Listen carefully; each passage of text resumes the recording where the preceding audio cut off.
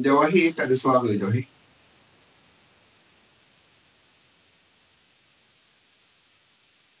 Dah ada. Okey. Jadi saya baca penafian dahulu, risiko pelaburan. Sesi saya ada dua, sekali lagi saya ulang. Sesi saya ada dua, iaitu pada jam 5 sehingga 7. Tersekat-sekat saya tak dapat. Itu daripada host. 5 sampai 7 dan 8 sehingga 9 kita akan cover mengenai analisa pasaran. Jadi sebelum kita mula, saya baca penafian dulu. Risiko pelaburan dagangan online secara margin mempunyai risiko tinggi. Tahap leverage tinggi boleh membantu atau menyebabkan kerugian. Ya, Jawahir. Okey, kita berhenti sekejap. Kita masuk balik selepas ni. Sebab line ni tak berapa elok. Jadi kita berhenti rehat sekejap. Kita masuk balik selepas ni. Assalamualaikum warahmatullahi wabarakatuh. Sekejap.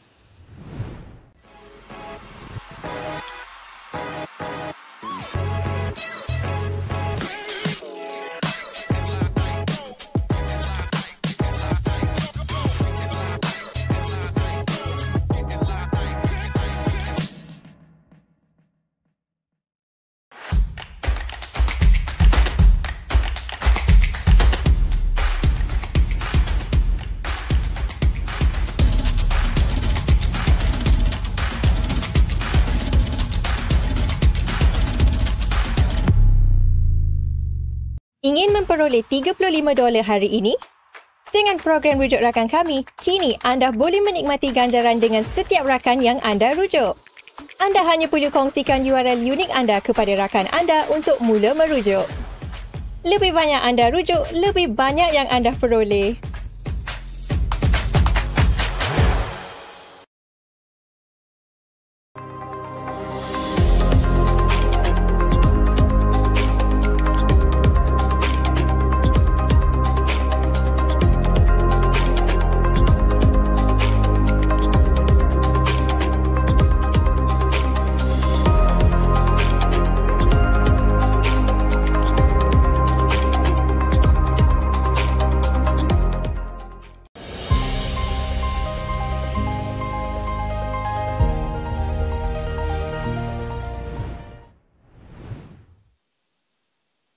Assalamualaikum warahmatullahi wabarakatuh. Salam sejahtera sekali lagi.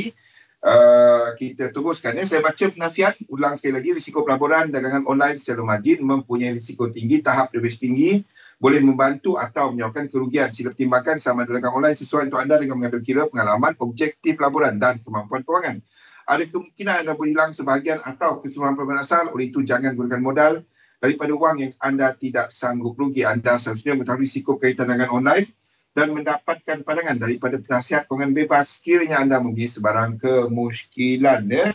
Terlebih dahulu saya nak tengok semua okey ke nampak? Everything clear?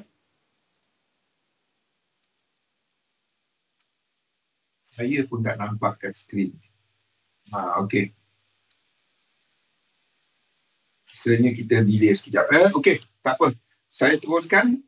Nama saya Zulkifli Abdul Razak, panggil Zul saja, seorang pelabur sepenuh masa dan dalam dunia dagangan saya buat lebih daripada 20 tahun. Jadi hari ini kita ada dua sesi, iaitu 5 sehingga 7 ni. 5 sehingga 7 kita akan cover topik mengenai instrumen pasaran kewangan, korelasi, mengenai dinamik itulah, apa itu dinamik. Dan 8 sehingga 9 kita akan berhenti sejam untuk maghrib. 8 sehingga 9 kita akan cover mengenai analisa pasaran ke arah data CPI US pada malam ini. Jadi kita akan lihat analisa pasaran sesi kedua nanti. Okey, jadi kita direct kepada topik kita, iaitu kepada instrumen pasaran kewangan. Jadi untuk analisa pasaran, tugas kita sebagai pedagang sebenarnya kita cuba untuk mengurangkan risiko dengan membuat analisa. Okey. Jadi apabila kita mengambil keputusan untuk membeli instrumen, untuk menjual instrumen, bergantung kepada kita akan membuat analisa. Secara asasnya terdapat 4 jenis analisa. Yang pertama adalah analisa fundamental. Okey, analisa fundamental ni kita nak tengok penilaian, nilai intrinsik, nilai dalaman sesuatu instrumen tu. Jadi ia banyak diguna pakai untuk memilih instrumen apa yang kita nak beli, nak labur, nak dagang. Okey, itu adalah untuk analisa fundamental. Okey. Nombor 2, kita ada analisa sentimen. Analisa sentimen ni basically adalah untuk memahami mood, memahami perasaan pasaran ya. Panjang sesi hari ini. Okey. Dan penggerak pasaran, kedua-dua ini menggerakkan pasaran. Kedua-dua ni ya. Kedua-dua analisa fundamental dan juga sentimen menggerakkan pasaran ya. Wassalam Kristianto. Dan kita melihat kepada pergerakan pasaran ni, dia mempunyai korelasi. Di sini yang kita panggil sebagai analisa intermarket. Korelasi di antara lain-lain instrumen dalam pasaran. Satu contoh korelasi yang biasa kita dengar adalah apabila indeks ke atas, indeks equity ke atas, okey, kita akan ada yen yang bergerak ke bawah. Itu korelasi biasa. Apabila kita ada contohnya bond yield, US 10 tahun, US 10 years yield. Ini adalah untuk bond. Apabila dia meningkat, kita akan ada korelasi direct di antara US 10 years yield dengan US dollar dan inverse korelasi dia dengan JPY contohnya. Ini adalah korelasi yang biasa intermarket. Lain daripada tu, Kanada dollar bersama dengan minyak contohnya. Dia mempunyai korelasi yang direct dengan US oil contohnya. Kita ada lain daripada tu gold kan, dan bersama dengan Australia dollar mempunyai korelasi yang direct. Okey. Masalah kalau kita ambil direct macam ni, berapa banyak kali yang anda tengok indeks bergerak ke atas, yen pay jatuh ke bawah. Maksudnya yen pun bergerak ke atas. Tu yang kita akan kaji. Dan kaedah analisa yang keempat dikenali sebagai analisa teknikal. Dalam analisa teknikal ni, kita mengambil kira harga, kita mengambil kira volume, jumlah dagangan, dan kita cuba memahami struktur pasaran dan reaksi pasaran kepada paras-paras tertentu dalam pasaran. Ada banyak kaedah untuk membuat analisa teknikal. Jadi secara asasnya terdapat 4 ya. Jadi analisa mana yang terbaik? Saya pernah mengalami dilema ni ya. Kita hampir kesemua kita bermula dengan analisa teknikal. Lepas tu semua kita nak start tengok news. Itu adalah sentimen. News tu bukan fundamental. News tu adalah sentimen. Dan seterusnya bagaimana news tu mempengaruhi jangkaan kepada apa yang berlaku dalam fundamental. Sambil-sambil kita buat teknikal, kita juga melihat kepada intermarket. Dan kita ada orang yang lebih ekstrim lagi, dia pisahkan dua ni. Aku tak peduli langsung yang pasal sini, aku ambil peduli pasal yang sini sahaja. Siapa yang betul? Ya? Jadi debat mengenai fundamental ke, teknikal ke, it has been going on for years, bertahun-tahun. Ya? Even saya sendiri, mana saya nak ambil kan? Perjalanan saya sebagai seorang pedagang bermula pada tahun 1997. Di mana pada waktu itu memang buta terus keempat-empat ni ya. Itu basically saya cuma lihat sentimen. Ni saya sendirilah 97. Memang buta terus. 98 saya 97, 98 tu saya mula berkenalan dengan teknikal.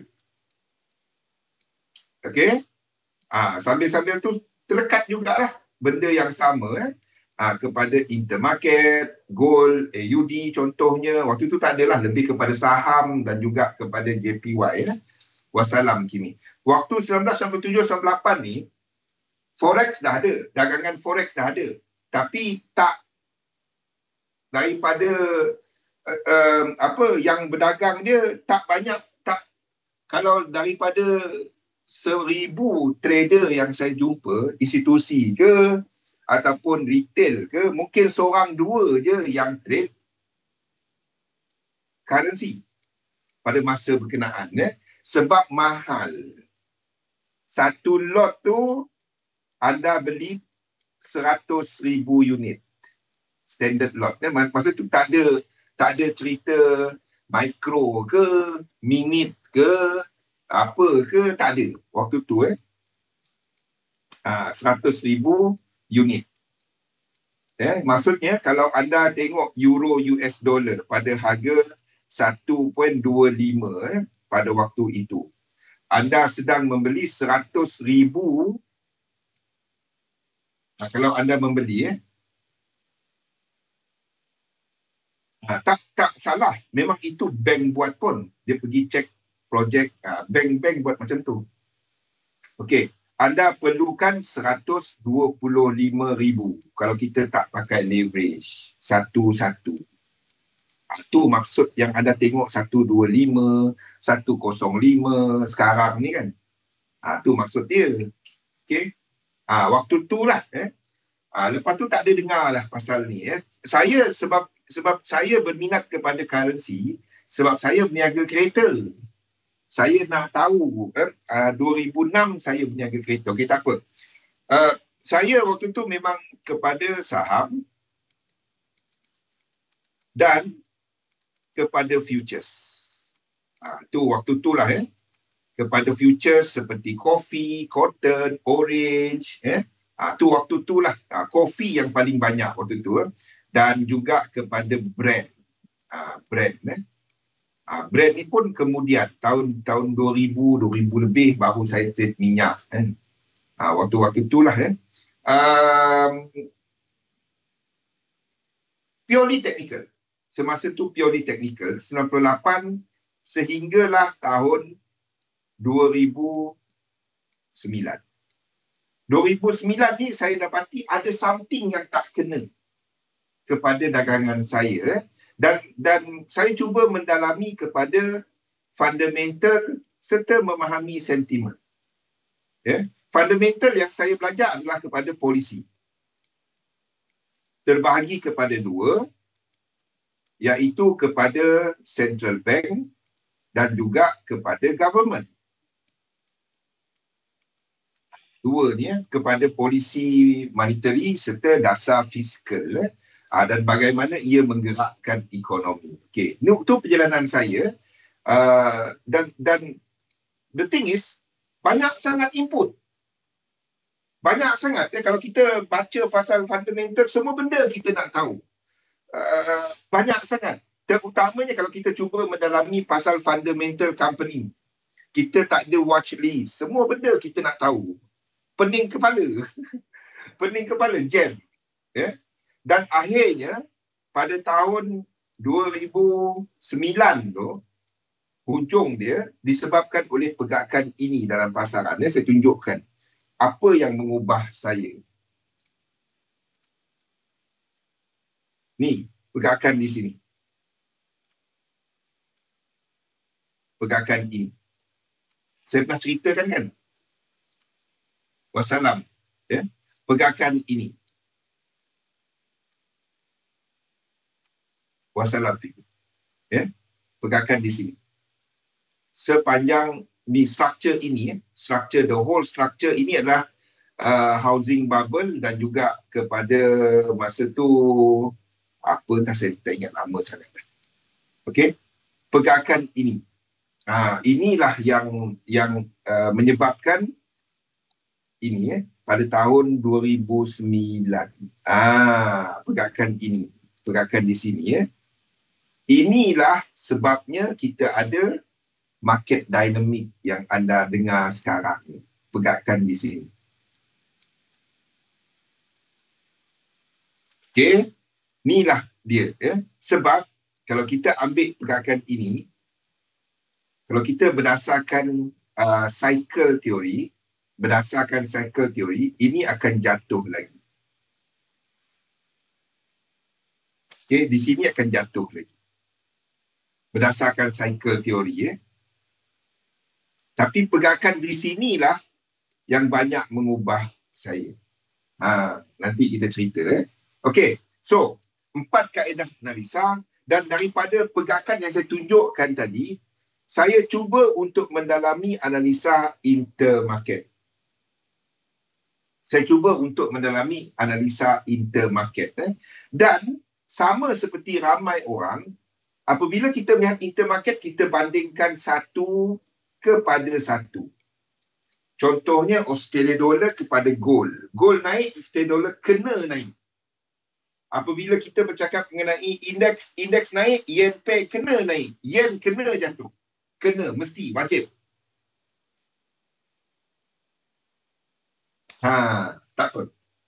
Saya terangkan dulu bagaimana saya cuba untuk memahami fundamental.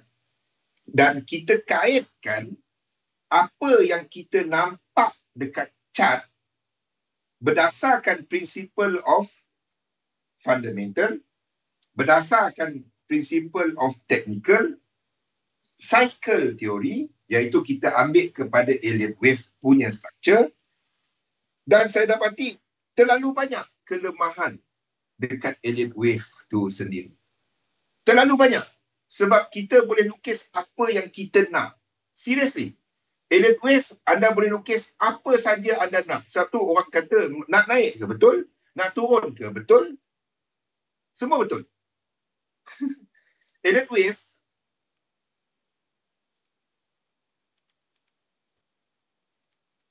di sini, struktur ni, saya boleh lukis dia ke atas, saya boleh lukis dia ke bawah, saya boleh lukis dia sideways. Apa saja yang kita nak lukis. Semua benda betul. Semua benda betul. Faham tak? Ke atas betul, ke bawah betul. Jadi macam mana kita nak pakai dia? Faham? Sebab tu bila orang tanya saya, macam mana nak tengok market dynamic ni sebenarnya? Bagi mereka yang baru, dia akan apa benda lah. Kita kaitkan penggunaan Fibonacci, penggunaan momentum kepada apa yang kita cover 2 hari ni. 2 hari sebelum ni. Iaitu struktur 5-3 dan 3-3. Di mana 5-3 ni adalah asas kepada struktur. 3-3 adalah 5-3 dan 3-3 ni adalah asas kepada struktur. Ni maksud saya. Dalam pasaran secara asasnya, pergerakan adalah 5-3 ataupun 3-3. Kalau currency, ada kemungkinan 3-3 dari atas ke bawah.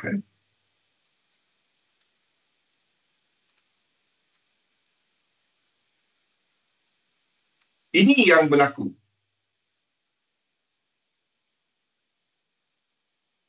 Okey, ini adalah asas kepada cycle dalam pasaran.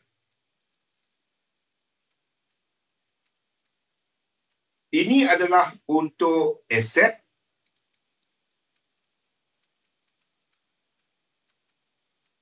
seperti saham, seperti equity indices. Ini adalah untuk aset. Ini adalah untuk komoditi. Dan juga currency. Yang bawah ni adalah cuma untuk currency.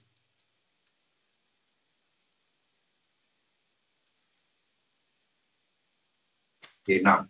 Ingat pasal cycle ni. Ingat pasal yang cycle ni. Tetapi, kalau kita cuma mengambil satu instrumen. Satu saja instrumen kita lukis lebih penuh dia. Sampai 1 minit kita lukis. Seperti saya nyatakan tadi, ia bergantung kepada apa yang anda nak lukis. Anda nak lukis dia ke atas satu perginya. Kalau dia nak ke bawah, kita kata dia nak ke bawah lah perginya. Di sinilah saya melihat kepada faktor fundamental. Di mana saya cuba untuk memahami fundamental serta sentimen berdasarkan 3 benda. Yang pertama adalah faktor liquidity. Yang kedua adalah faktor pulangan ataupun hasil daripada pembelian. Sama ada dividen, sama ada pulangan daripada pelaburan itulah. Itu pulangan. Dan risiko kepada pegangan aset.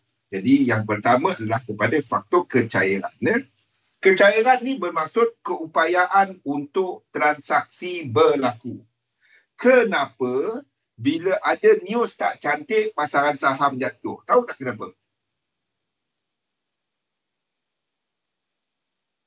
Tahu tak kenapa? Apabila ada news tak cantik pasaran saham jatuh. The main fear untuk mereka yang ada aset adalah Cat tak pernah ikut cakap kita. Kita cuma ikut chart, kita cuma trade apabila chart bergerak seperti yang kita plan.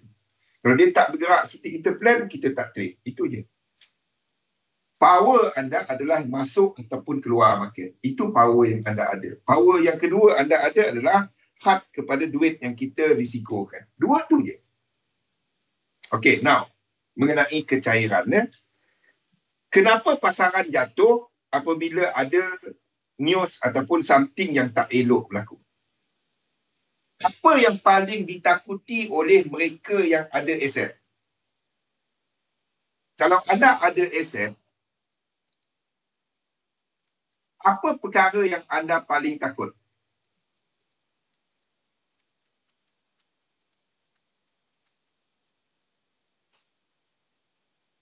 Bila anda ada, contohnya anda ada tanah. Okey. Apa perkara yang anda paling takut? Anda ada rumah. Katalah rumah tu, aset. Apa perkara yang anda takut?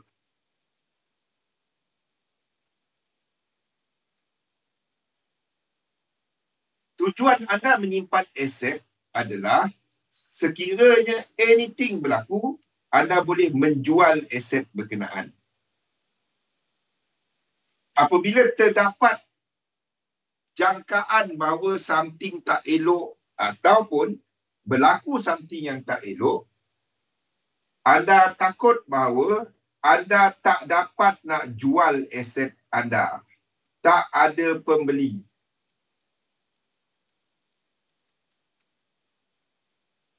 Tak dapat nak cash out, in other words. Ya. Jadi apa yang berlaku adalah anda terpaksa untuk menurunkan offer kepada harga yang lebih rendah. Sehinggalah anda dapat matchkan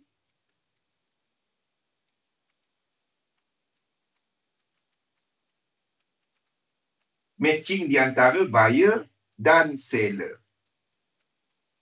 Agreement kepada penjualan ini, itulah harga sekarang. Dan makin teruk ekonomi, penjual terpaksa menurunkan harga sampailah jumpa pembeli. Ya, buyer dengan seller matching. Itu liquidity. Keupayaan untuk transaksi berlaku. Okay. Ini core kepada kita punya market dynamic. Ya. Apabila kita bercakap mengenai keupayaan untuk transaksi berlaku, ada dua pihak yang cuba untuk memastikan kecairan pasaran kekal berada pada tahap optimum. Yang pertama adalah Bank Pusat. Bank Pusat menggubal polisi monetary untuk memastikan supply of money berada pada tahap sesuai kepada keadaan ekonomi ataupun dia cuba steer ekonomi kepada satu arah. Contoh yang berlaku sekarang, kita ada US ekonomi, bukannya tak bagus. US ekonomi meningkat. Okey. Masalahnya adalah bersama dengan peningkatan ekonomi ataupun kita ambil indikator yang paling wide dia adalah GDP, kenaikan harga turut berlaku, iaitu inflasi. Jadi apa yang dibuat oleh Central Bank ataupun Fed dalam kes ini adalah dia akan take out likuiditi daripada pasaran dengan menaikkan kadar faedah, dengan menghentikan pembelian aset dia. Dan itu menyebabkan kecairan pasaran menurun, aktiviti ekonomi pada masa yang sama juga menurun. Ini yang kita nampak dekat chart mulai bulan 1 pada waktu ini.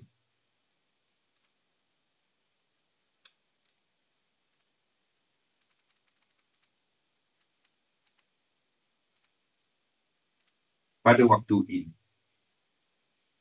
Kalau anda cek apa yang berlaku pada waktu ini, basically Fed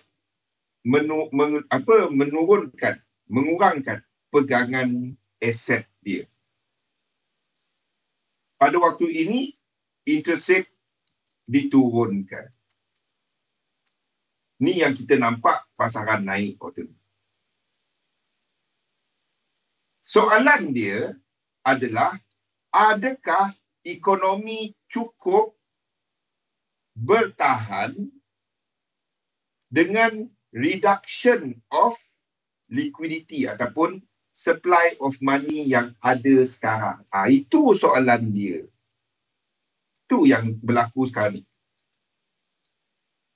Wassalam Nabil. Itu persoalan dia. Jadi apabila kita bercakap mengenai liquidity daripada sudut bank pusat,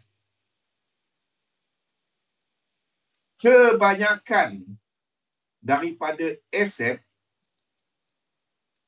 pricing dia adalah dalam mata wang apa?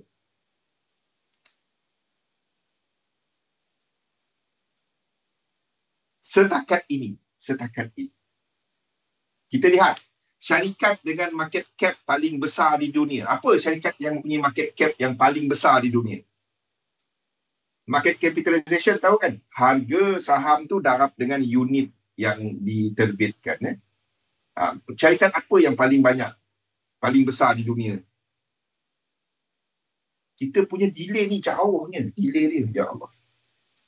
Saya dari masa depan.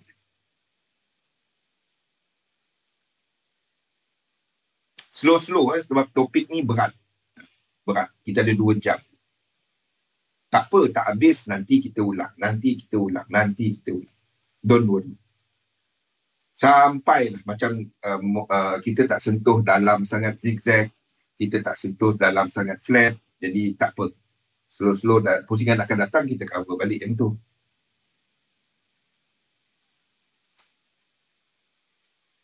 US dollar. Itu sebab dia. Okey. Itu untuk polisi monetary. Dasar fiskal pula adalah daripada kerajaan. Ini daripada kerajaan. Dasar fiskal adalah polisi ekonomi yang dikeluarkan oleh kerajaan untuk memastikan ekonomi berada pada tahap optimum. Itu adalah daripada sudut kerajaan. Tetapi masalah dengan dasar fiskal ni, kalau kita nak baca dia, terdapat banyak benda. Seperti kita ada belanjawan biasalah, tetapi kita ada faktor politik, faktor hubungan dagang di antara negara, dan pelbagai faktor lah kalau nak kaji pasal fiskal ni. Tapi apa pun, bila kita bercakap mengenai kecairan, you are talking about US dollar. Untuk semasa. Untuk sekarang. Sebab kebanyakan aset tu pricing in dalam US dollar. Dalam erti kata lain, US dollar tu adalah price. Jadi adakah semestinya saham tu naik, US dollar tak boleh naik? Saya nampak siapa tanya hari tu, Amir. Saya tinggal. Tak semestinya. Malahan, sekiranya kecairan pasaran cukup,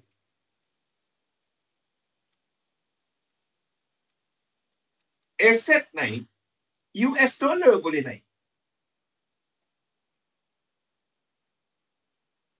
Faham tak? Sekiranya ekonomi tu bagus, boleh naik. Tak perlu pun dia jatuh. Tetapi, apabila price tu dah mahal, di situlah teknikal dia. Macam mana kita nak tentukan barang tu mahal?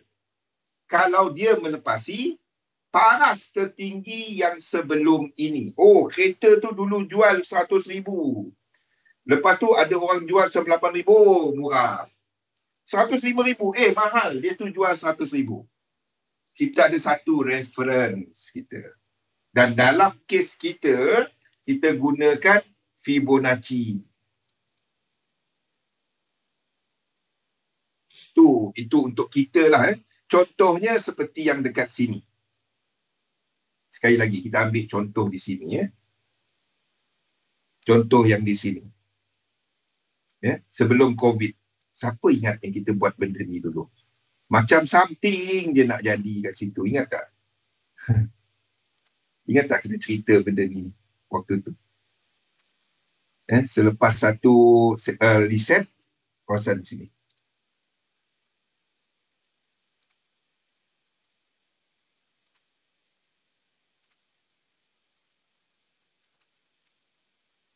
Kawasan sini kan? Kawasan sini. Macam something ni dah over, dah mahal sangat S&P 500. Pada masa yang sama, kita juga bercakap mengenai, boleh tak dia naik lagi? Boleh. Pada masa yang sama, kita juga bercakap mengenai benda ni. Saya ingat lagi kita sentuh mengenai benda-benda ni. Structure serupa, di mana kita sentuh mengenai semua ni waktu tu.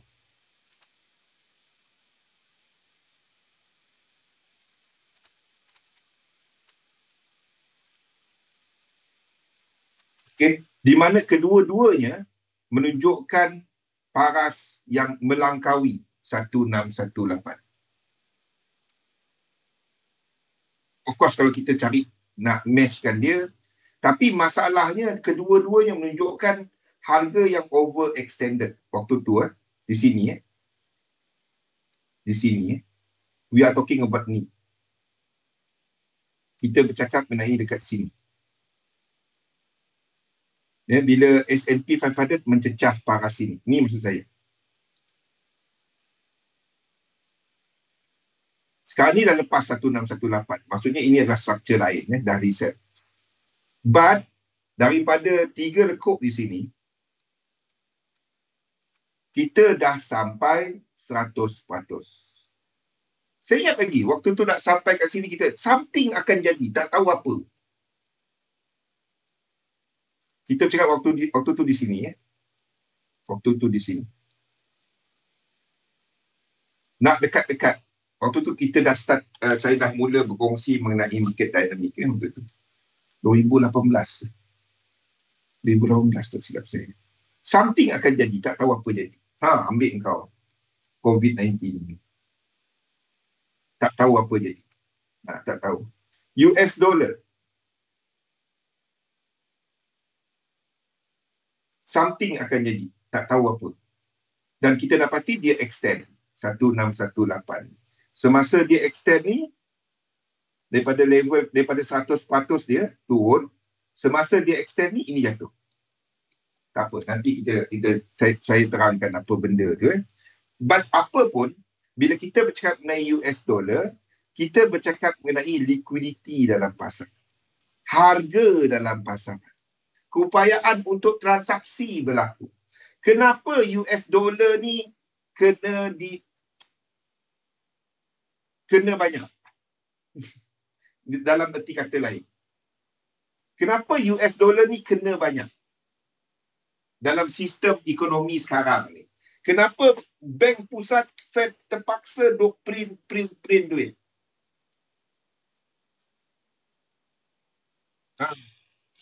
Saya 2018 ataupun 2019. Ada something akan jadi dekat situ. Sekali kau COVID-19 dengan aku kena dekat rumah. Mana tahu kan. Tapi something akan jadi, tak tahu apa. Waktu kalau Kimi ada link video tu nanti kongsi ya untuk ini. Something akan jadi, tak tahu apa. Sekali dengan aku lekat kat rumah ni. Ambil kau. Kenapa? Soalan saya adalah kenapa US dollar faktor kecairan dia amat penting. Sebab aset tadi. Kalau anda contohnya anda antara saham yang menjadi pegangan banyak fund, iaitu kepada anda pegang Apple contohnya ataupun apa-apa aset lain lah, anda pegang ni dan harga dia dalam US dollar. Apabila anda ataupun orang membayar hutang antara negara, dia perlukan US dollar. The thing is, jumlah duit ni dia ada had. Faham tak? Jumlah cash, jumlah duit dalam kitaran M1, M2, M3, tak payah tahu benda tu lah. Tapi jumlah duit dalam kitaran tu, dia ada limit. Kalau anda faham kataan seperti euro dollar, bukan EU, euro dollar, futures dan lain-lain. Tapi tak apa. The thing is, bila orang nak jual benda ni, dia akan ditukarkan kepada apa? Bila orang jual aset yang dalam US dollar tadi, dia ditukar kepada US dollar. Sebab itu apabila ada faktor kecairan ataupun jumlah US dollar dalam kitaran tu tak cukup, semua orang nak beli US dollar. Maksud saya yang di sini, apabila ini berlaku, bila Fed mengumumkan dia mula mengurangkan pegangan aset dia, pasaran saham jatuh. Kenapa? Orang tukar balik kepada pegangan US dollar. Waktu inilah anda akan dapati US dollar akan memecut. Waktu ni anda akan dapati US dollar yang sama dengan ni. Okay, waktu itulah anda dapati US dollar dalam ni akan ada lekuk 3. Ataupun momentum yang paling tinggi. Apabila terdapat kebimbangan mengenai kecairan. Apabila kecairan ditambah,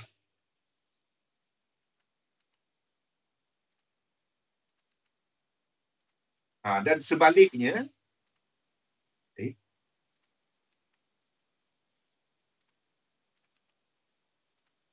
apabila kecairan ditambah, ni monthly, ni weekly, patut tak sama.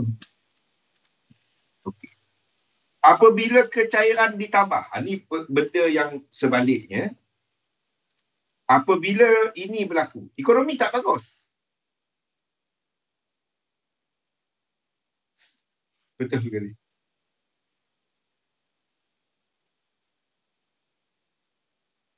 Sekarang ni payah. Betul. Apabila kecairan ditambah,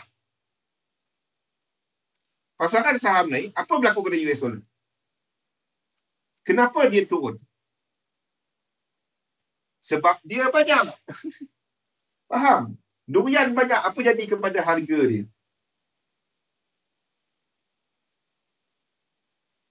Kenapa dia mula naik dari sini? Jadi nampak tak semestinya saham tu, US dollar tu naik, saham kena jatuh. Tak. Tapi momentum dia akan mula berkurangan. Dia akan sampai satu peak. Itu faktor kecairan. Saya terangkan dulu mengenai apa yang ni apa yang macam mana kita nak faham faktor kecairan, pulangan dan risiko. Ini fundamental. Basically, whenever anda bercakap mengenai fundamental, anda akan bercakap mengenai US dollar. Tak dapat lari.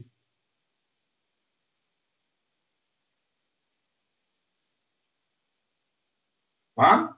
Anda tak akan dapat lari daripada faktor US dollar.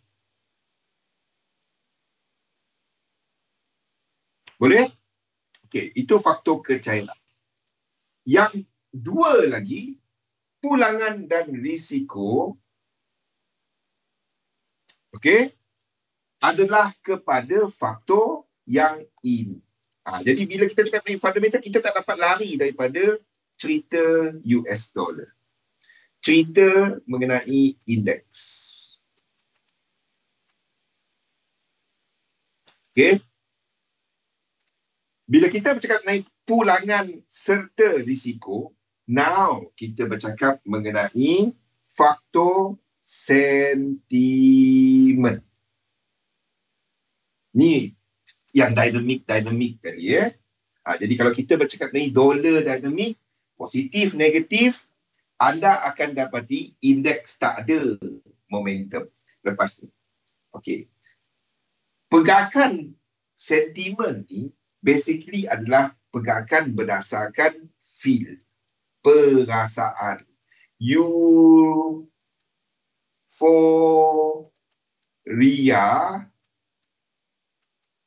or panic. Antara dua. Bila kita bercakap mengenai anything yang move by perasaan, the fear and greed. Ni asas kepada sentimen itulah fear and greed. Pernah dengar semua term-term ni kan? Saya nak pergi dalam sangat tak guna. Yang kita nak tahu kalau pergerakan berdasarkan sentimen, orang jangka nak untung banyak, then kita bercakap mengenai yen. Kita bercakap mengenai indices.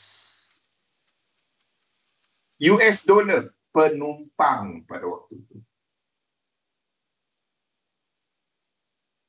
Cash deposit investment. Tak. Okey, lepas ni saya terangkan satu-satu mata wang. Sebab apa kita bercakap mengenai yen pada waktu itu? Nombor satu. Dalam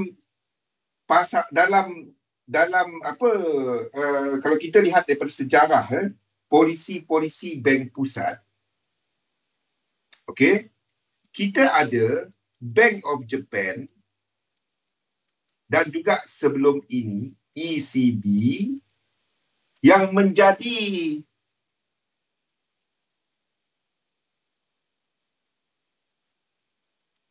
penampung kepada likuiditi. Maksud saya macam ni. Likuiditi. Sebagai funding currency.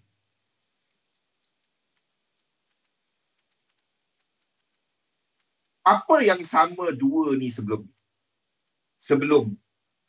COVID-19? Kadar faedah yang rendah. Sebelum ini. Maksudnya nak pinjam dalam yen, nak terbitkan hutang dalam euro adalah murah. Boleh? Apabila ECB mula keluar daripada ni akibat daripada kenaikan inflasi, sekarang ni dah naik, bukan kosong dah kan. Itu menyebabkan ia mula tidak mendapat tempat sebagai funding currency. Itu yang anda nampak jatuh berepuk bawah daripada 1 tu. Euro tu. Now, yang tinggal adalah ini. Satu saya pernah katakan, kalau BOJ mula naik rate seperti yang kita nampak sekarang, ya, di mana dia meningkatkan dia punya had daripada negatif 0.25 kepada 0.50 dan 0.50 untuk yen Japanese government bond 10-year yield. Maksudnya interest rate di Jepun pun dah naik. Itu menyebabkan kos pinjaman pun menaik. Faham apa yang last Bank of Japan buat tu? Tak apa. Dia basically macam ni. Bila orang katakan bahawa, pasaran bagus, then kita akan ada yen yang lemah. Sebab apa? Outflow, funding. Orang pinjam dia, orang pergi beli aset. Tukar daripada yen kepada bentuk aset. Boleh? Tukar daripada yen kepada bentuk aset. Dolar pun funding, tapi disebabkan oleh kenaikan rate dia. Jadi dolar bukan, kalau tak ada cara lain, ada dolar. Itu je. So dia duit yang paling banyak. Ya. Jadi apabila kita bercakap mengenai hasil daripada pergerakan instrumen, we are talking about indices dan juga yen. Orang nampak ekonomi bagus, indeks naik, yen jatuh. Dan ini adalah pergerakan yang berdasarkan lebih kepada sentimen. Sama juga apabila pasaran menjangkakan yang tak bagus, risiko.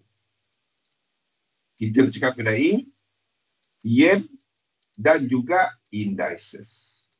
Di mana inflow daripada funding tadi masuk balik kepada yen, keluar daripada aset. Ini apabila kita menjangkakan kerugian daripada pergerakan satu-satu instrumen. Faktor fear and greed, pulangan dan risiko, itu adalah pergerakan yang berdasarkan perasaan. Samalah. Galih. Gaduh dengan girlfriend dia. Cakap pun lepas dia. Samalah lebih kurang macam tu. Yang pergerakan yang lebih-lebih dengan momentum. Okay. Nak explain benda ni, saya gunakan perkaitan dengan melihat sifat-sifat structure.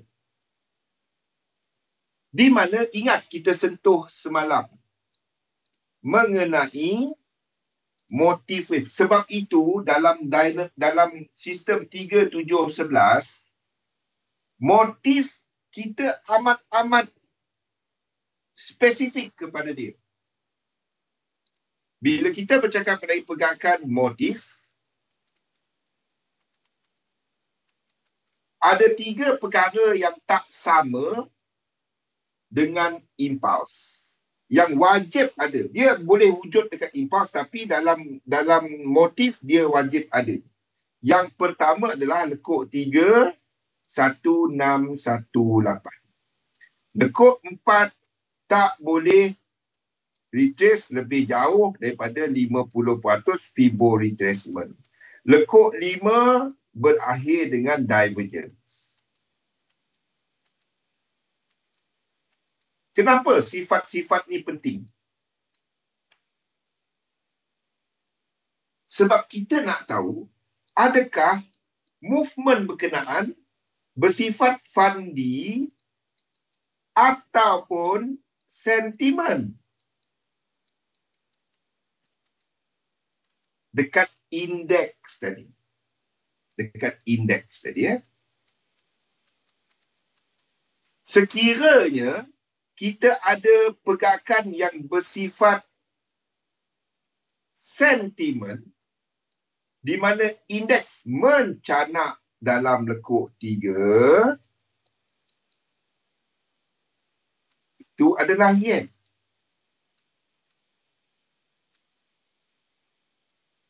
Sekiranya kita dapati pergerakan dekat aset tidak mempunyai pergerakan yang memenuhi sifat motif, itu adalah US dollar. Boleh tak? Ni benda yang saya jumpa. Contoh sekali lagi kita ambil yang ini. S&P 500. Okey. Kita tahu pergerakan di sini, okey, adalah satu reset. Ni satu reset kan? Satu reset. Kat mana kita nak cari lekuk 2 ni? Sini tak nampak. Apa anda buat, anda pergilah kepada daily. Anda tengok kat mana yang ni tak nampak. Weekly. Okey. Anda nampak kat mana yang paling jauh dia punya penurunan pertama. Sini lekuk 2. Kalau kita ambil dia punya Fibonacci, atas ke bawah tu, ini tak sampai 1618. Kita jauh sangat. Satu, saya disjointed sikit. Sebab saya cuba untuk reply anda. Saya tunggu reply anda, tapi kita lag jauh. Ini tak sampai 1618.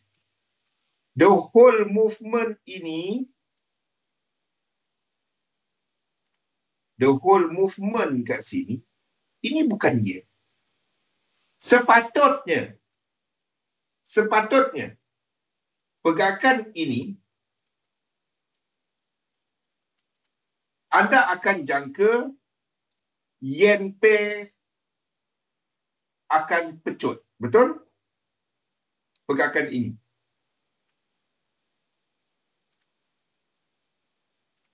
Kalau anda tak pernah kenal saya, anda akan jangka yen pair akan pecut. 5 minit, okey. Sebaliknya, semasa pergerakan di sini, ini, kita tengok kepada AUD/JPY.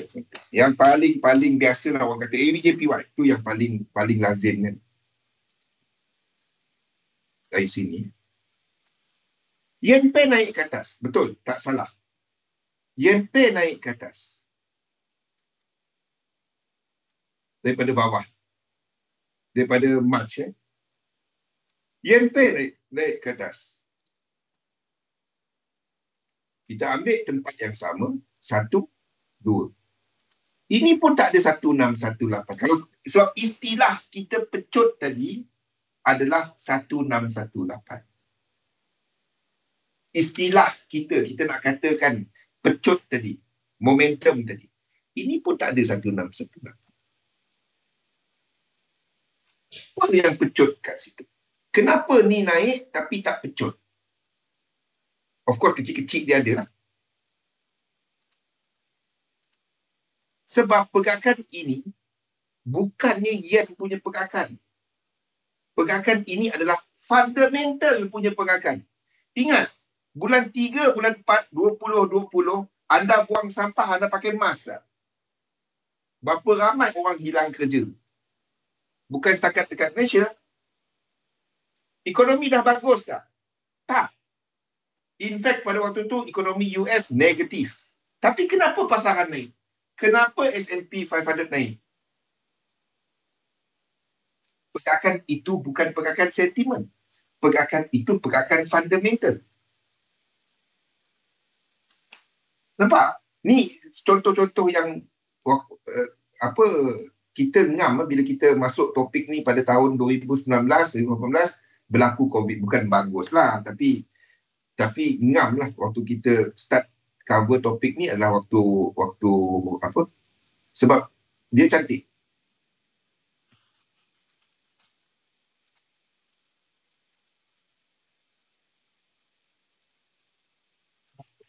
Wah.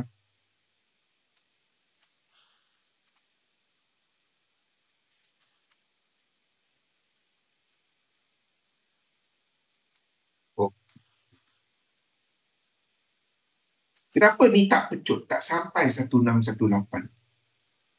Sebaliknya, apa yang pecut daripada yang sama tadi? UJ yang pecut. Ni ada 1618. Lebih daripada 1618. Ni. Struktur yang sama tadi, tempat yang sama. Ni lebih-lebih 1618.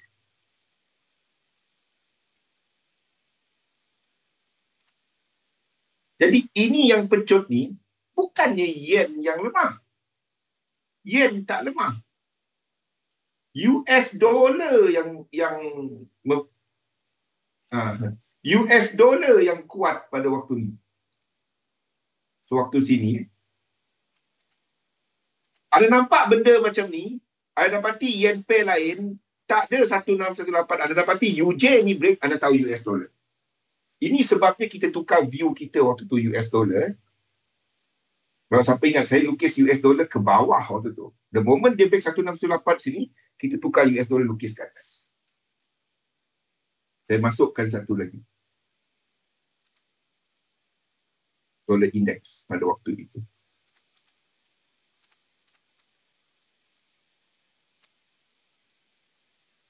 Pada awalnya,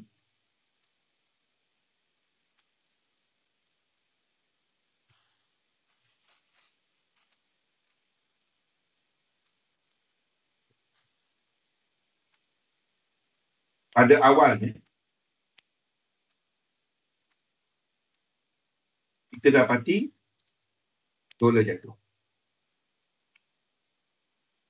Ni.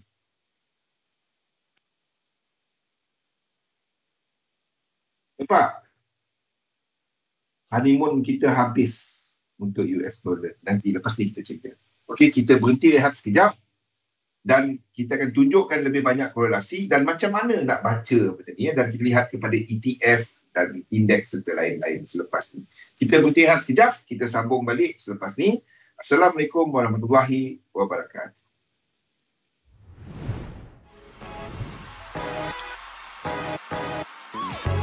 Mula berdagang dengan lebih baik. Okey, Assalamualaikum warahmatullahi wabarakatuh. Salam sejahtera. Bakso sedap kali. Okey, jadi kenapa saya tunjukkan chart yang ini tadi? Kenapa kita tunjukkan benda ni tadi?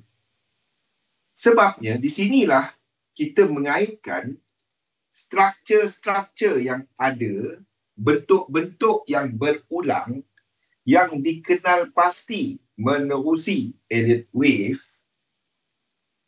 untuk kita jangka apa yang sedang mempengaruhi pasaran. Sama ada fundamental ataupun sentimen.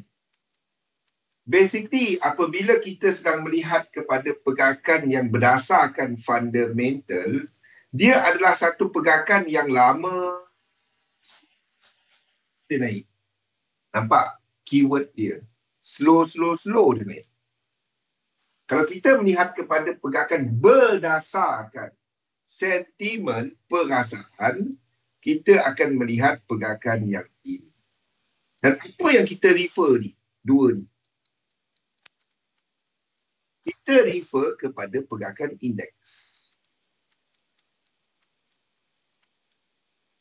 Faham tak? Sebab itu saya selalu ulang. Map kita adalah indeks. Sama ada anda sedang menjangka pergerakan yang dipengaruhi oleh fundamental ataupun pergerakan yang dipengaruhi oleh sentimen.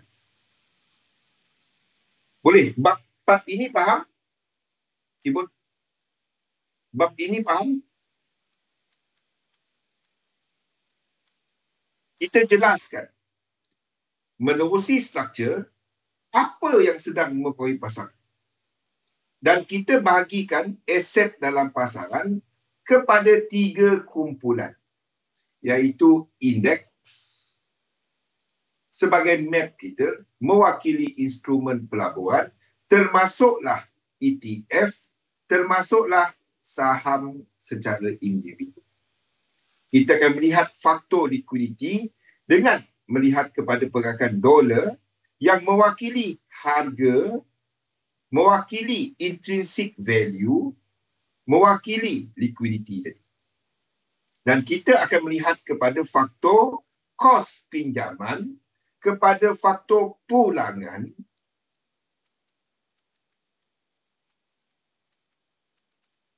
serta risiko dalam pasaran, di mana kita akan melihat kepada indeks melakukan some sort of motif structure ke atas atau ke bawah,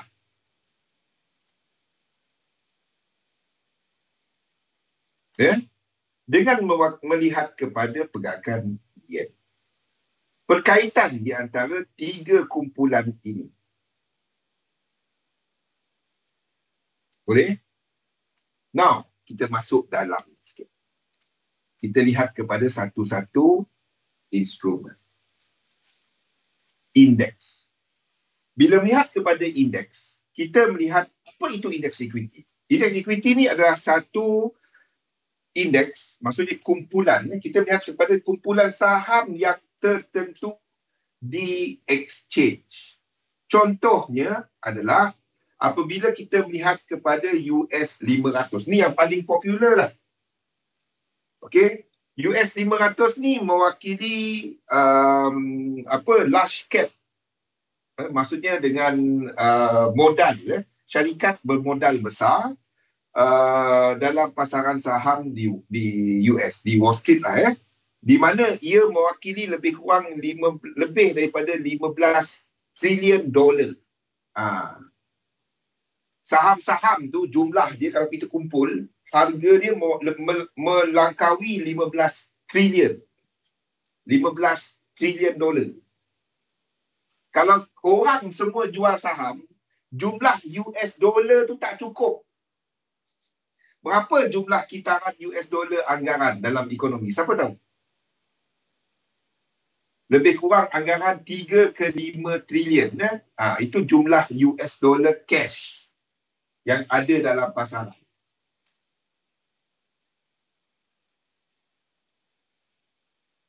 Okey.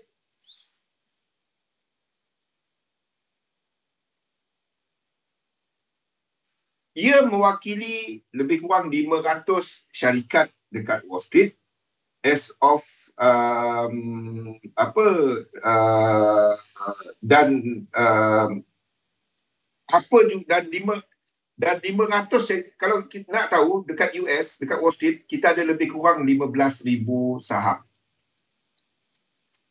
Lebih kurang, plus or minus. Okay. Jadi 500 syarikat ni mewakili anggaran 80% jumlah pelaburan dalam saham di US. 500 syarikat ni. Itulah pentingnya S&P 500. Okey. Tak apa, kita slow-slow. Paling jauh kita masuk ETF pun tak apa. Ada soalan dengan S&P. Ni lebih kurang dia punya... Sebab itu orang kata, kalau nak tengok ekonomi US, kita tak tengok Nasdaq. Kita tak tengok Dow Jones. Kita lihat kepada S&P 500. Prestasi lebih kurang 80% syarikat corporate dekat Wall Street US. Boleh? Itu S&P 500. Dia pelbagai sektor lah. Lebih kurang ada yang gunakan 10, ada yang gunakan 11. Saya gunakan 11. Pelbagai sektor dalam ekonomi. Okay, now. Pengiraan untuk Standard Poor's S&P 500 adalah berdasarkan market cap. Maksudnya, lagi besar syarikat berkenaan, movement dia akan lebih banyak mempengaruhi S&P 500. Sama juga dengan Nasdaq. Sama juga dengan DAX. Okey. Ini soalan bonus saya kepada semua. Apa beza kesemua ni? Anda tahu kan? Apabila dividen dikeluarkan kan, katalah saham Apple, harga dia 200.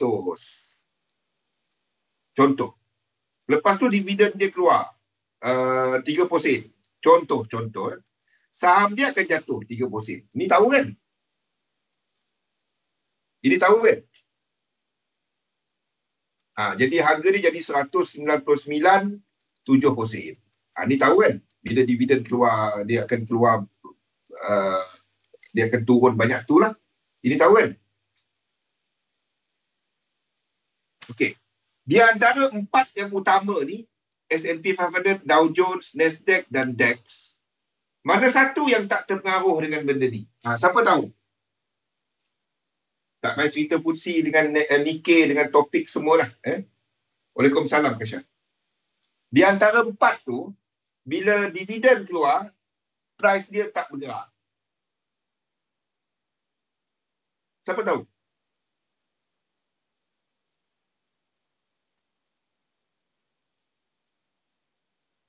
Ni ramai pakar saham ni kan. Pakar saham mesti tahu kan. Indeks, saya trade indeks ni bang. Soalan ni kena tahu.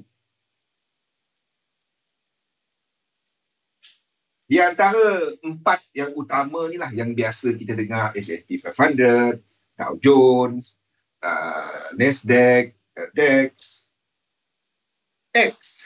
Jawapan dia X saja. Kena tahu weh. Bila dividen dia keluar, harga saham dia tak jalan.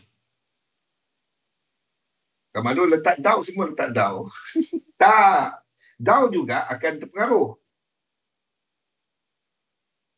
Ni yang kat Germany, kat Frankfurt ni.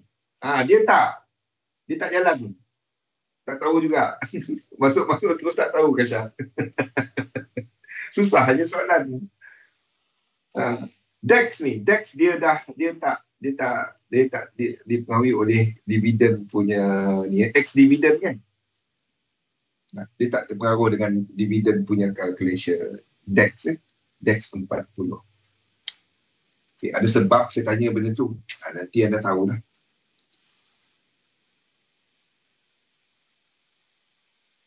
Perhatikan dividen. Kalau beli saham tu lah kata kita.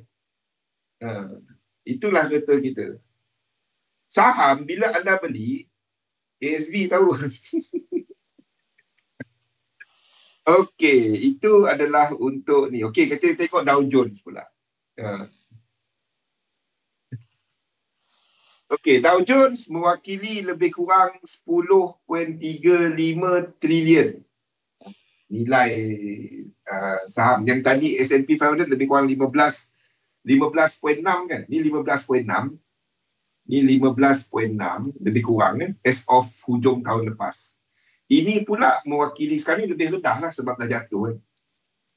Ini pada bulan 12. Of course dia punya value tu dah jatuh lah. Ini mewakili 10.4 trilion.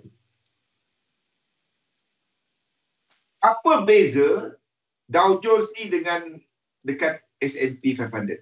Satu 500 syarikat, sini 30 syarikat. Tapi dalam Dow Jones ni apa yang tak ada?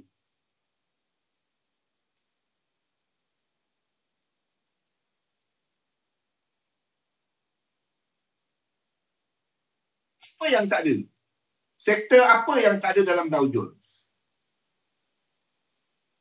Dow Jones Industrial Average. I'm talking about Dow Jones. Dow Jones ni ada 2. Satu adalah industrial, satu adalah transportation. Okey, ni dah jawab lah. Transportation dia tak ada. Dia ada 2 sektor yang dia tak ada. 2 sektor dia tak ada.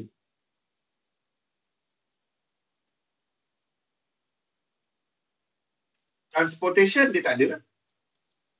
Apa yang nombor 2 dia tak ada? Takkan tak tahu Dow Jones buy sell dia tahu. 2 sektor dia tak ada. Bank Nasdaq. Nasdaq tak ada bank gitu. Non-financial. Tech ada. Sini Apple ada. Aduh. By sector hilang. Dia tak ada utilities. Kena tahu Jangan tak tahu. Jangan trade je. Kalau saya beli saham IKEA bang. IKEA saya suka basikal dia. Astaghfirullahaladzim. Mungkin IKEA buat basikal saya pun tak tahu. Utilities dengan transportation dia tak ada. Utility. Tenaga nasional. Dia tak ada. Air dia tak ada. Faham? Boleh? Transportation dengan utilities. Kenapa kita nak tahu? Kita nak bandingkan dia dengan ETF tu. ETF mana yang tak ada kena-mengena dengan dia? Faham? Tak ada. Bergerakan, teruklah saham, syarikat transportation jatuh, S&P 500 jatuh. Dow Jones sikit dia jatuh. So, dia tak ada apa-apa. Sebab tu kita perlu tahu benda tu. Jangan tak tahu. Faham tak? S&P 500 jatuh sebab sektor transportation tengah jatuh teruk, apa ni semua kan. Tapi Dow Jones sekelumit je. Sikit je. Mungkin jatuh nanti-nanti. Tapi hari ni tak jatuh pun. Kena tahu Jangan tak tahu Ingat Tulis nota tu. Ustaz Jebeng saya tahu dia ada. Dia tulis je. Ni yang tak ada dalam ni adalah transportation. Nasib baik kita ada sesi 2 jam ni. Saya dapat terangkan dalam-dalam. Dengan nombor 2, utilities. Tak habis hari ni tak apa. Kita ulang nanti. Utilities. Kita ingat kita habis kat mana. Saya simpan nota ni. Utilities dia tak ada. Transport dia tak ada.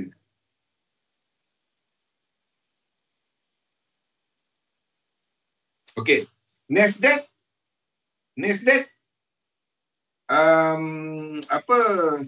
dia tak ada kepada financial. Maksudnya bank tak ada. Faham tak? XLF tak sama dengan Nasdaq.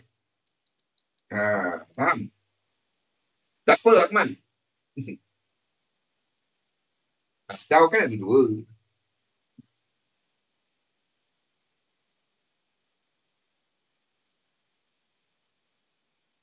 Boleh? Okay. So, kenapa kita nak tahu benda ni? Kita nak tahu perbandingan dia dengan ETF tu. Ada terlepas any important CPI nak buat apa dengan CPI? Nak buy ke sell? Saya tak tahu. Trade kepada teknik anda Akmal. CPI tu malam nanti. Dia naik ke turun saya tak tahu. Market jangka dia jatuh. CPI tu lebih rendah. Jadi nak buat apa? Bank tahu 2 bulan lepas, sebulan lepas. Dia nak pergi atas ke pergi bawah saya tak tahu. Kalau ada dalam teknik anda ada tempat buy, anda buy. Ada tempat teknik anda ada tempat sell, anda sell. Faham? Jangan kalau boleh lah trade kepada teknik. Faham? Teknik anda ni masuk tempat buy, anda buy. Ini tempat sell, anda sell. Kan? Dia naik mencanak, tekan buy. Berapa kali kita tekan buy, dia naik mencanak, dia turun jatuh. Kan? Terlepas lah. Kita tunggu kepada tempat kita nak buy. Saya tak gunakan instant order. Saya gunakan limit order. News tu penting. Buat trade macam tu Akmal. Daripada kita menggeletar tunggu news. Tak payah. Try buat benda tu. Anda akan lebih tenang dalam trading. Buat benda tu Anda akan seriously kalau apa yang saya boleh kongsikan daripada pengalaman saya sendiri, tak payah kejar. Trade, percaya kepada teknik anda. Pakai teknik anda kata ni masuk buy, anda buy lah. Stop loss kat mana, TP kat mana. Sebabnya kalau anda main tekan, bila nak set stop loss? Bila nak set TP? Okey. Nasdaq. Boleh? Kenapa kita nak tahu apa pecahan dia, company apa yang ada dalam dia? Ni ada yang kata 10, ada yang kata 11 sektor. Jadi di antara kesemua 3 indeks Wall Street ni, ada banyak lagi. Ada banyak lagi. Yang paling representatif kepada ekonomi US adalah Standard & Poor's. Okay, lebih kurang lah. Kalau Standard & Poor's start naik, corporate, syarikat-syarikat naik, private punya firm bagus, lebih ramai orang bekerja dan ekonomi pun dijangka lebih pulih, lebih bagus. Okay, Dow Jones mewakili blue chip lah, 30 syarikat terbesar dan dia lebih kurang tak jauh juga. Ini 15 trilion. Ini 10 trilion. Jadi 2/3 daripada S&P 500. Yang tak ada tadi utilities dengan transportation. Nasdaq tak ada bank. JP Morgan menjunam jatuh. Nasdaq tak ada apa-apa. Mungkin pasangan indeks-indeks lain saham-saham lain jatuh disebabkan oleh JP Morgan. Tapi masa mula-mula JP Morgan jatuh, Nasdaq tak buat apa pun. Okey. DAX adalah dipanggil sebagai prime standard. Prime standard 40, maksudnya blue chip lah, 40 syarikat dekat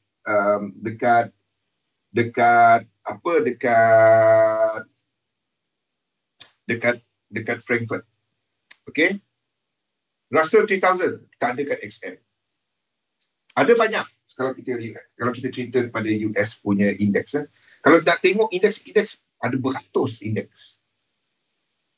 Okey, DAX 40. DAX 40 ni kiraan dia ada something special lagi. Selain daripada market cap, dia juga tengok kepada volume dagangan. Order book volume. Faham tak? Sebab dekat order book tu tak semua yang akan transact. Tak apa. Kalau nak dalam-dalam tak payahlah.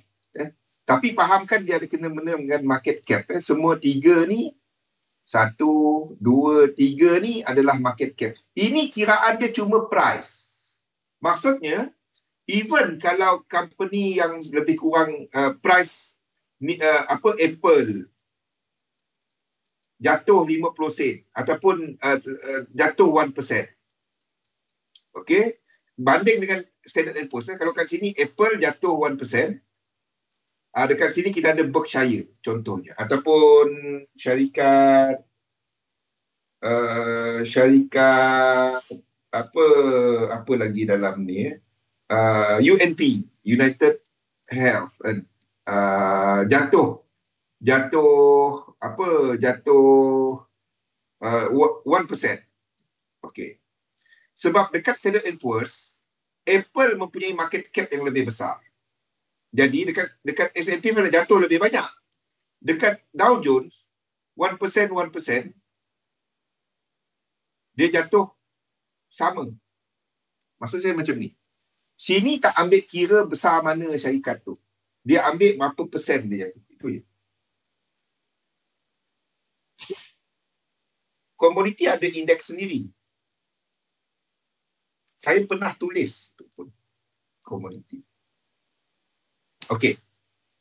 Kenapa saya terangkan pecahan-pecahan tu? Sebab benda ni.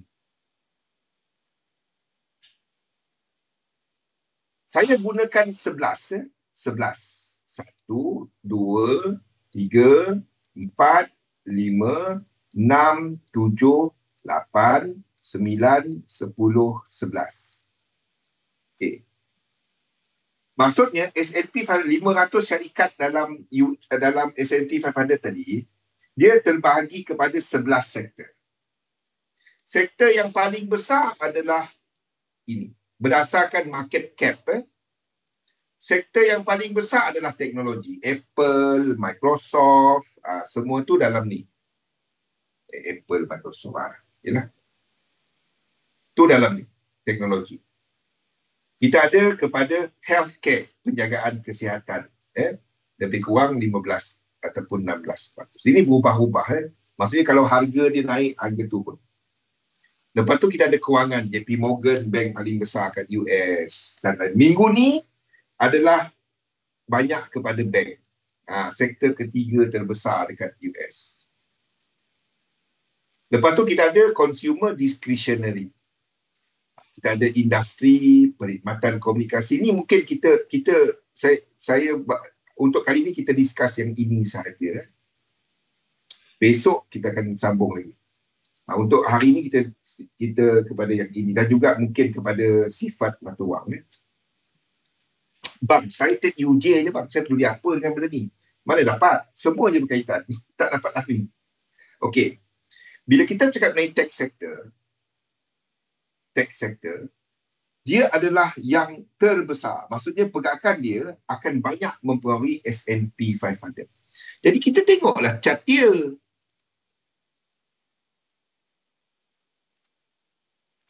Kita tengoklah chart dia. XL apa? K. Tech sector. Sekiranya kita dapati ini bergerak macam ni, anda rasa S&P 500 jatuh ke?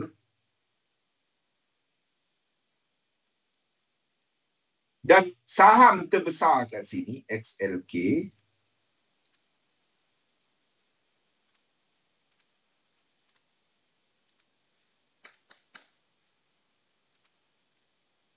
adalah Apple.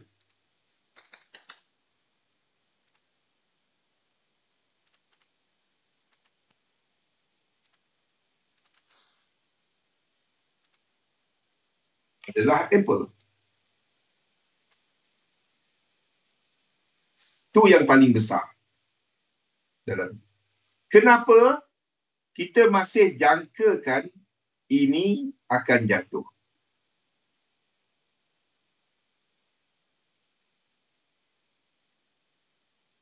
Sebab Apple break low.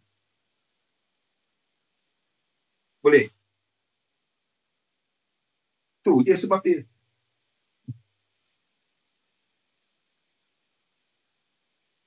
Selepas satu riset. Nampak Nabil? Kita ada satu riset kat situ. Ini satu riset.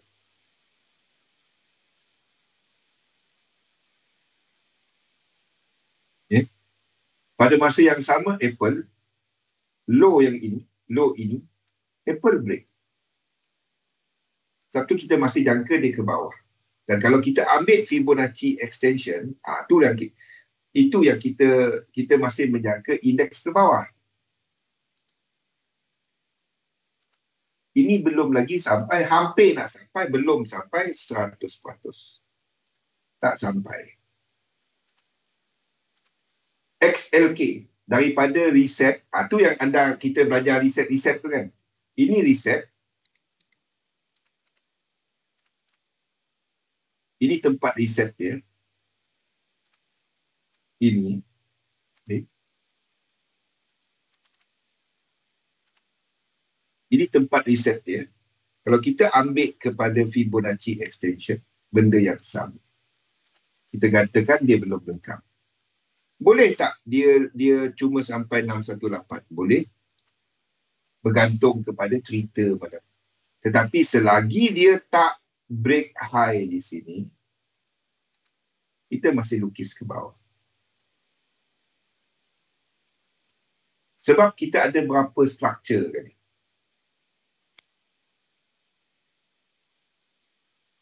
Setakat ini kita ada 3 dalam ni. Kita ada 3. 1,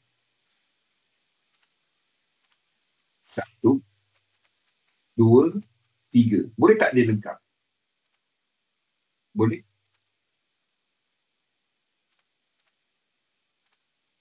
Untuk Apple, menarik. Sebab itu saya katakan yang malam ni menarik.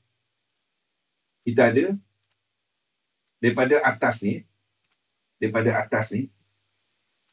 1, 2, 3. 1, 2, 3. 4. Ni yang tak clear. Dia reset ke tak? 6. Boleh tak dia naik atas? Boleh. Cumanya dia tak lengkap 100%. Itu je sebabnya kita masih lukis ke bawah sebelum naik ke atas. Sebab Fibonacci. Itu je sebab. Tapi dari sudut structure, boleh tak dia lengkap? Boleh kan? Apple di sini. Boleh tak dia lengkap? Boleh kan? Saya cuma tukar ini kepada apa? Kepada apa, Zul? Tukar ini kepada flat. A, B, C, W. A, B, C, X. A, B, C, Y. Dan ini yang naik ke atas. Kita habis 2 biru, guys.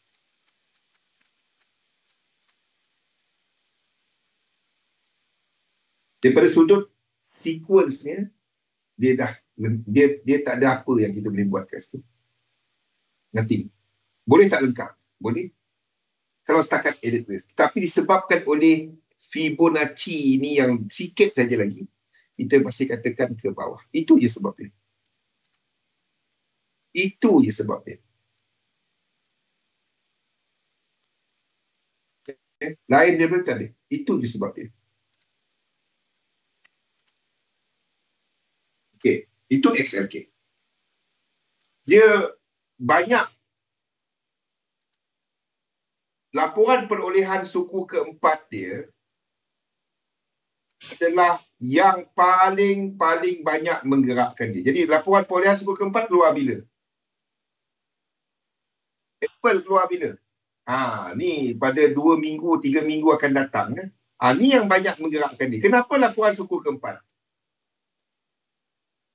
Bila orang beli iPhone? Bila produk dia keluar? Sebelum Christmas, sebelum Thanksgiving kan? Jadi retail sales dia pada waktu itulah yang akan menunjukkan prestasi company tu. Suku keempat. Itu sebab dia. Okay. Penjagaan kesihatan. Ini adalah something kita panggil sebagai non-cyclical. Non-cyclical ni maksudnya dia tak terdedah kepada sentimen pasaran secara macam yang kita nampak dekat tech tadi. Okay. Penjagaan kesihatan, kita tetap perlu hospital, kita tetap perlu ubat. Ini serta ruji pengguna, 2 ni dan juga kepada utility. 3 ni adalah dikenali sebagai non-cyclical. Jadi maksudnya orang sentiasa perlukan dia. Anda takkanlah tak perlu utility kan? Utility ni tadi tak ada kena-mengena dengan apa? Dow Jones. Ingat benda tu. Jadi jangan gunakan dia sebagai reference kepada Dow Jones. Sebaliknya Dow Jones anda boleh gunakan tech sebab Apple ada kat situ. Anda boleh gunakan financial sebab Berkshire ada kat situ. Now, penjagaan kesihatan. Ini sektor ni biasanya apabila sentimen tidak menentu, dia naik dulu. Contoh macam sekarang. Betul ke tak market naik ke tak naik ni? Contoh dia. XL apa tadi? XLV. Healthcare. Dia naik dulu. Entah apa-apa dia naik.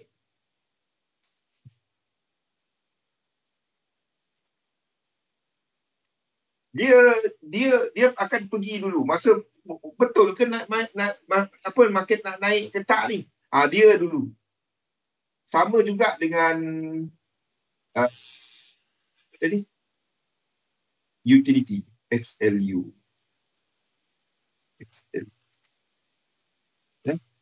Dia naik dulu. Kenaikan dia lebih awal. Kalau kita ada, contohnya pada malam ni, high di sini break, then yang lain-lain kita akan lukis naik. Yang non-cyclical, ya.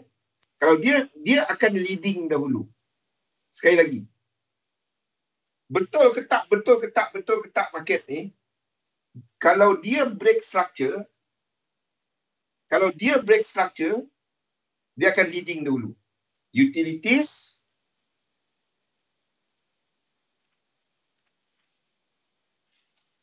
kesihatan, utility dengan XLP, ruji pengguna. XLP, maksudnya dekat yang ini, XLP. Saya dah naikkan cat ni 2 minggu. Tu yang sebabnya. XLP.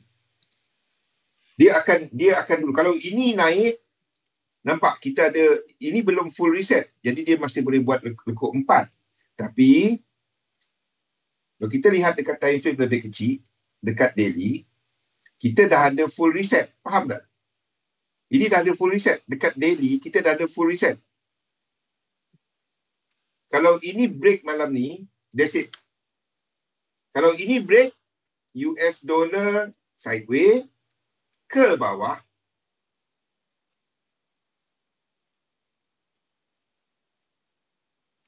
indices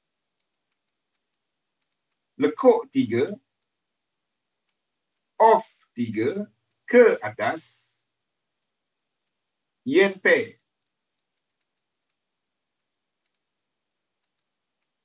tiga, off 3 ke atas.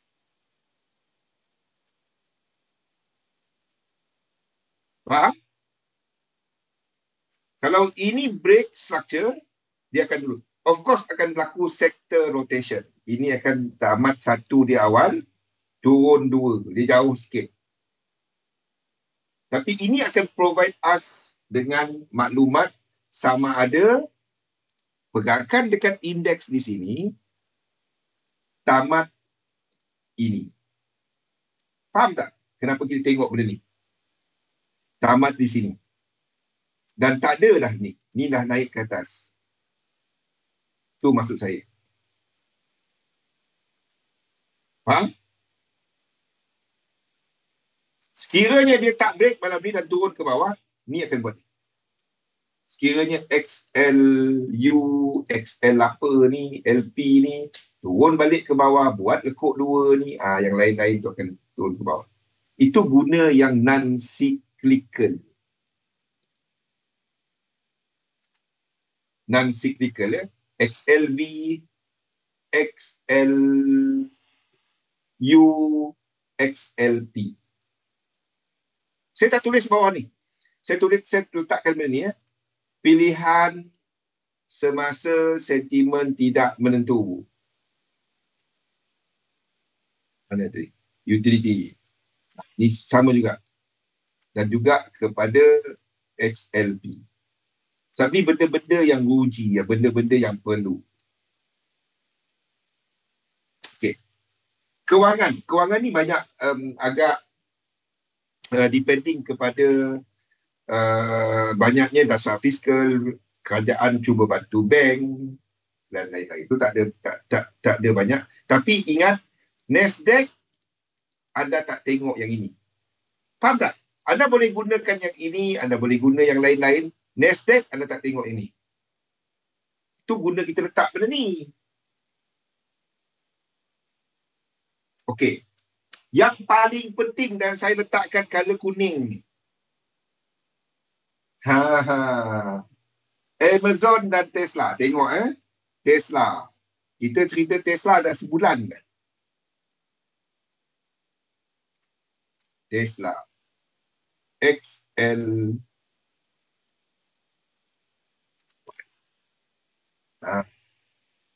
Ini bagi amaran awal. Okey. Setakat ini kita masih lukis ke bawah. Itulah cara saya pakai cyclical dengan non-cyclical kali. Saya tengah terangkan benda tu lah.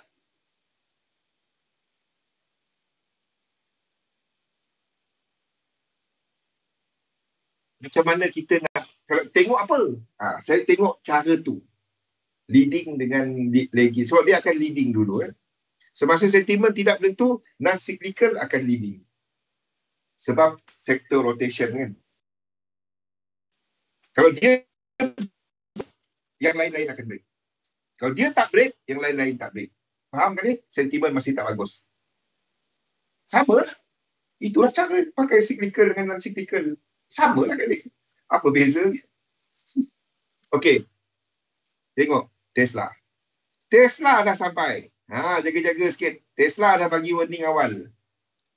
Tesla dah sampai 100%. Dah sampai.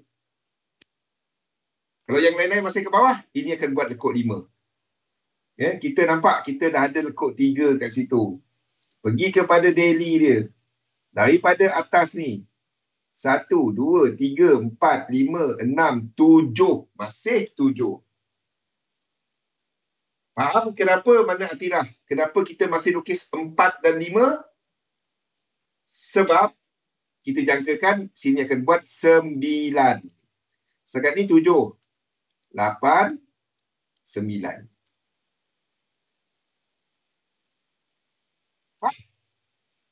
1, 2, 3, 4, 5, 6, 7, 8, 9.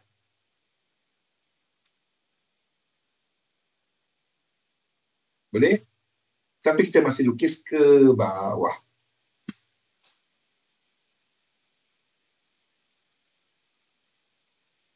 Okey? Boleh tak dia buat ni? Boleh. Tapi kita gunakan ini sebagai panduan kita. Boleh je kata, oh ni 8, 4, 5, 6 sini, 7, 8.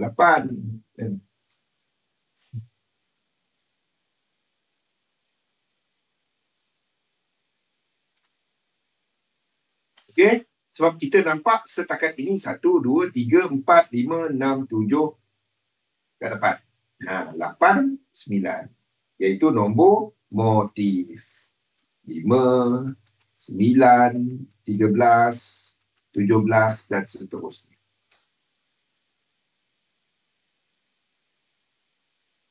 Okey? Itu adalah untuk Tesla. Next kita tengok kepada Amazon. Dua ni yang besar dalam consumer discretionary. Ini pun dah, ini kita tandakan sebagai, ini pun dah sampai 100%. Ini memberikan amaran awal. Kita mungkin akan,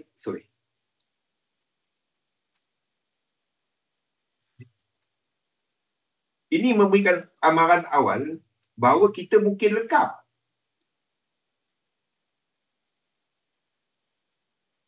Faham tak? Untuk Amazon. Sebab kita berada dalam 618,764. Boleh tak dia turun lagi? Boleh. Untuk sampai 100%. Tapi kita berada dalam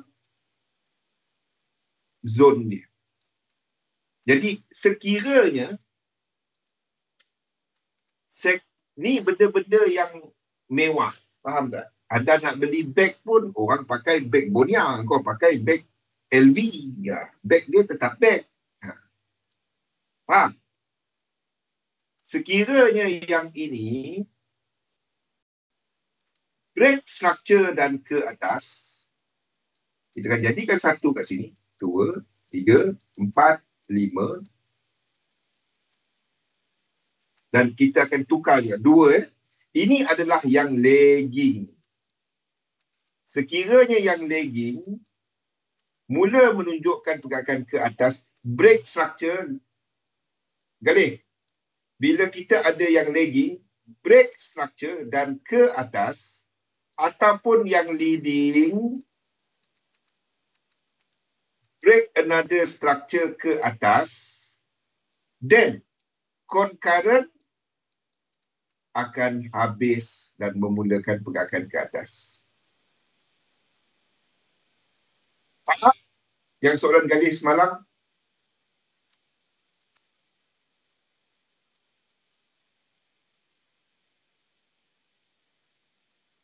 So caranya saya melihat kepada kita lukis apa. Saya tengok benda-benda ni. Of course, saya tak tengok dekat TradingView ni. Saya tengok dekat satu lagi lah. But, Atirah dengan Zul nanti, dia orang akan updatekan chart ni.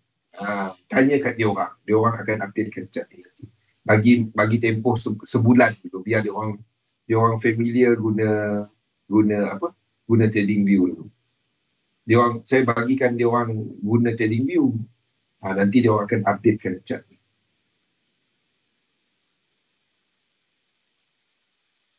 Boleh?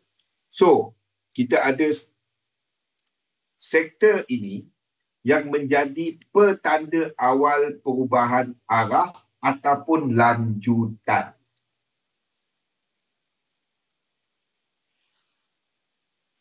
Maksudnya, sekiranya yang lagging XLY ni tiba-tiba dekat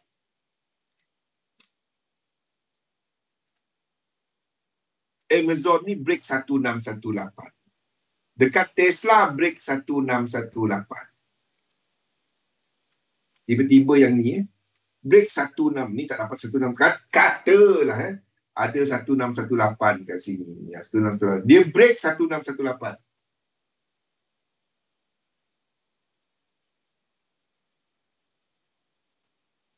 Kerja dia orang nanti. Okay. Katalah ini break 1618. Then S&P 500 akan break structure. Maksud dia. Faham?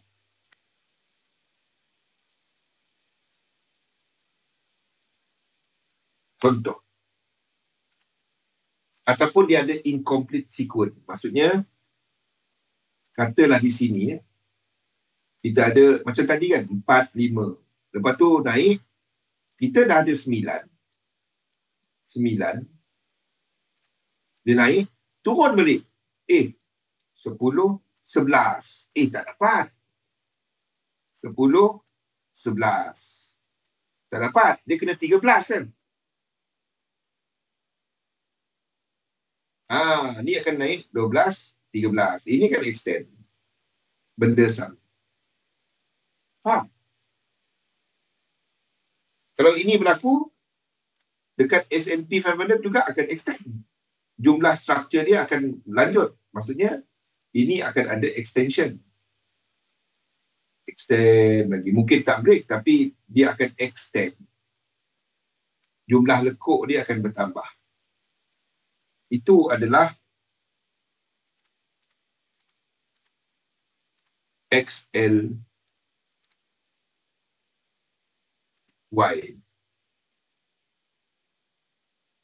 Kita habis kat sini je. Saya tak nak masuk yang lain. Kita habiskan yang ETF ni saja. Sebab ini adalah map kita equity index. Ini adalah signboard kecil-kecil dia. Saya perhatikan benda-benda tu. Barulah saya tengok saham dia. Kalau yang satu tu break structure, dan saya tengok saham dia. Faham? Okey, seterusnya XLI industri. Minta maaf, anda takkan dapat yang detail macam ni kat mana-mana. Tak ada. Saya pernah kongsikan 5 tahun lepas dekat satu grup. Dan sejak 5 tahun lepas tu, hari ni baru saya terangkan lebih sama macam tu. Anda takkan dapat benda ni kat mana-mana. Tolong tulis. Semua ni dalam kepala ni. Saya tak tulis. Ni dalam buku, dalam buku saya. Tapi saya tak terbitkan buku tu. Banyak penerangan mengenai ETF ni. Okey. XLI. Lazimnya, yang ini adalah bersifat concurrent. Maksudnya dia adalah sama dengan S&P 500. Ni amat-amat detail. Amat-amat detail. Okey.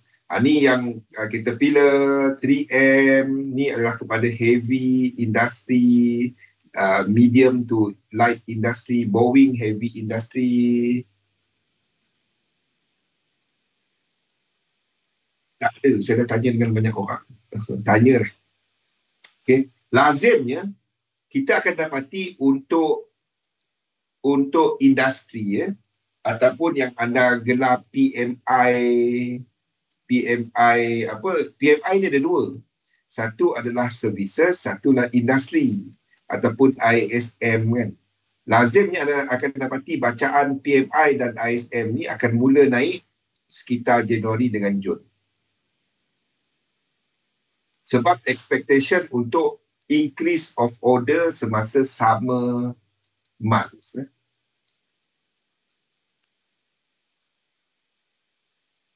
Ni lazimnya lah bagi mereka yang trade saham-saham. Sama juga XLI ni berkaitan dengan ini. Ni nak keluar barang, dia kena beli barang dia. Faham tak? XLB. Jadi bila ini naik, ini akan naik. Lazim. XLI dan XLB, maksud dia chart dia takkan jauh. Saya tak tahu saya dah update tak ke sini. XLI.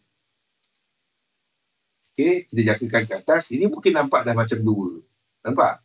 Kalau ni breakout ke atas, habislah malam ni. Naik ke atas. Ni dah full reset. Nak break ke tu. XLB pun sama. Chart dia sama. Nampak? Chart dia sama. Tak payah lukis pun tak apa. Okay, kalau dia nak turun, ni. Daripada tempat sekarang. Kalau ini breakout ke atas, US 500 akan mula ke atas. Nampak ni macam motif. Tapi kita masih boleh lukis sebagai flat. Ni chart dua ni sama. XLB, XLI. Sebab industri naik, dia perlukan bahan. Takkan dia nak buat barang pakai Leo kan. Boleh? Serius, anda takkan dapat mana-mana dalam buku mana-mana. Kalau ada buku saya. Tak ada orang cerita macam ni. Tak akan ada. Tak ada dalam dunia. Kecuali dia ambil daripada bahan saya lah. Lepas ni anda tak kongsikan, kongsi.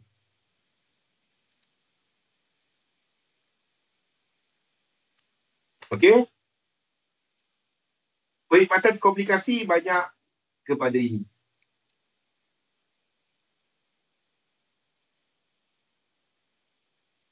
XLB tu kira leading. XLB. Macam mana dia leading? Tak. Ni concurrent. Ni sama. Ni lazimnya concurrent ataupun sama dengan yang leading adalah sekarang ni kesihatan, energi ni yang leading. Dah habis masa. Okey. Okey. Hari ni kita stop tahap ini. Besok kita sambung dekat XLC Okey, besok kita sambungkan XLC. Tolong tulis. Saya takkan bagi nota detail dia. Saya nak anda dengar dan tulis nota dia. Okey, esok kita akan sambung bab ini dari XLC. Ini semua ada. Tapi pecahan yang saya sebut tu, anda kena tulis sendiri. Kalau tak, buat apa? Saya nak anda datang sesi live dan tanya.